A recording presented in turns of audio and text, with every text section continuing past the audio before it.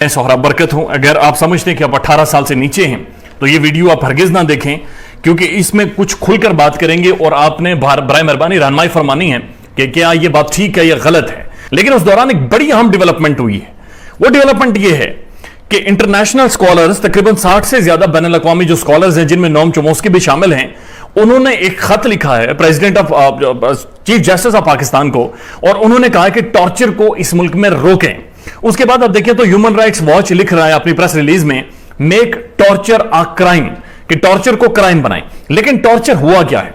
शहबाज गिल, उनके स्टेटमेंट से आप कितना ही इख्तलाफ करें या जो भी स्टेटमेंट है उसका फैसला अदालत करेगी और जो भी सजा देगी अदालत ठीक सजा देगी। लेकिन शहबाज गिल से जब सवाल पूछा गया कि आपको टॉर्चर किया गया है, तो उन्होंने कहा जी बिल्कुल किया गया है, जिस्मानी तौर पर किया गया है। और उसके बाद वो कह रहे हैं कि मेरे टेस्टिकल्स और मेरे पेनिस को करंट लगाए गए हैं। यानी मेल ऑर्गन, वो ऑर्गन जो आपको मर्द बनाते हैं, मेल बनाते हैं, वहां पर जाकर इन्होंने करंट लगाया है। यानी उसकी पतलून उतारी, उसका अंडरवेयर उतारा और उसके बाद उन्होंने तारे ले जाकर वहां पर उन्होंने करंट दिया है। अब ये ओवरऑल एक ज़हनियत है। अब ये सिर्फ जो जिन लोगों ने भी किया है, ये सिर्फ मकसद इसका अजियत देना नहीं था, ये ओवरऑल हमारे मुआशरे का एक मिजाज है, जो हकीकत बात है। हमने आज तक अपनी गंदी ज़हनियत पर ना तो बात करने की कोशिश की, ना तो हमने अपनी गंदी ज़हनियत को इवॉल्व किया, ना ही कभी इस चीज के ऊपर आकर हमने डिस्कशन की है। जब भी ऐसी कोई बात होती है या तो हम हंस देते हैं या इधर देख लेते हैं या उधर देख लेते हैं और अब बात को किसी ना किसी तौर पर खत्म कर देते हैं। और यकीन कीजिए, ये पाकिस्तान की तारीख में पहली बार हुआ है कि इतनी बड़ी शख्सियत ने, chief of the staff of Imran Khan, Chicago university का प्रोफेसर, वो ये कह रहा है कि उसकी पतलून उतारकर उसके टेस्टिकल्स और पेनिस में बाकायदा करंट लगाए गए हैं। और पहली दफा उन्होंने खुलकर बगैर शर्माए मीडिया में आकर यह बात की है, ताकि इसके ऊपर खुदा के बंदे हंसो या फिर ड्रामे ना करो, बल्कि इसके ऊपर डिस्कशन करो कि इसके ऊपर डिस्कस करना कितना ज्यादा जरूरी है। अब यह बात आप समझिए कि पाकिस्तान के मुआशरे में शायद यह समझा जाता है कि मर्दानगी इसको कहते हैं कि मर्दूं जैसा जिस्म होना, या फिर हैविंग टेस्टिकल्स एंड पेनिस। आप बहुत बड़े मर्द हैं, आप लीड फ्रॉम द फ्रंट करेंगे, आपके पास इख्तियारात हैं, आप फैमिली के फैसले करेंगे, आप मुआशरे के फैसले करेंगे, आप लीडर होंगे, क्योंकि ये सारी चीजें हैं और आप मर्द हैं। और उसके बाद अगर किसी मर्द को सजा देनी होती है, तो उसके बाद अगर किसी को बेइज्जत करना है, जलील करना है, किसी का तमस्खुर उड़ाना है, तो हम समझते हैं कि ये तभी उतरेगा जब हम इसके इन मेल ऑर्गन्स को छेड़ेंगे, इन्हें जब तंग करेंगे, इन्हें जाकर वहां पर जाकर करंट लगाएंगे, या फिर और बाकी मामलात को इन सारे ऑर्गन के साथ जोड़कर हम लोग डिफाइन कर लेंगे। ये ओवरऑल ज़हनियत क्या है, इसके ऊपर सोचने की जरूरत है कि आखिर हमारी पुलिस या हमारे इदारे जब ऐसे काम करते हैं, किसी इंसान को नंगा करते हैं, उसकी तज़हीक करते हैं, उसके मेल ऑर्गन्स को जाकर करंट देते हैं, इससे भी ज्यादा हिस्से बॉडी के हैं जहां पर टॉर्चर बहुत ज्यादा हो सकता है, जहां पर दर्द बहुत ज्यादा हो सकता है। लेकिन यहां पर करंट लगाने का, उन्हें नंगा करने का, उनके मेल ऑर्गन्स को एक्सप्लॉइट करने का वाहिद रीजन यह होता है हमने इनकी मर्दानगी खत्म करनी है।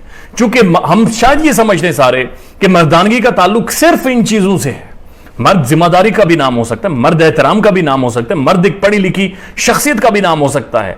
लेकिन चूंकि हमारा टारगेट, हम ये समझते हैं कि मर्दानगी सिर्फ यहां से यहां तक शुरू होती है, हमने इसे टारगेट करना है, हमने इसी को सामने रखते हुए जलील करना है। और बदकिस्मती यह है जो हमारा कस्टोडियल टॉर्चर है, हमारी जेलों के अंदर जो टॉर्चर होता है, वो इधर से यहां तक ही महदूद होता है। और आज जो शिकागो यूनिवर्सिटी का प्रोफेसर है, जो chief of the staff of Imran Khan है, वो इसके ऊपर चीख उठाए कि मुझे इन जगहों पर करंट लगाया जा रहा है।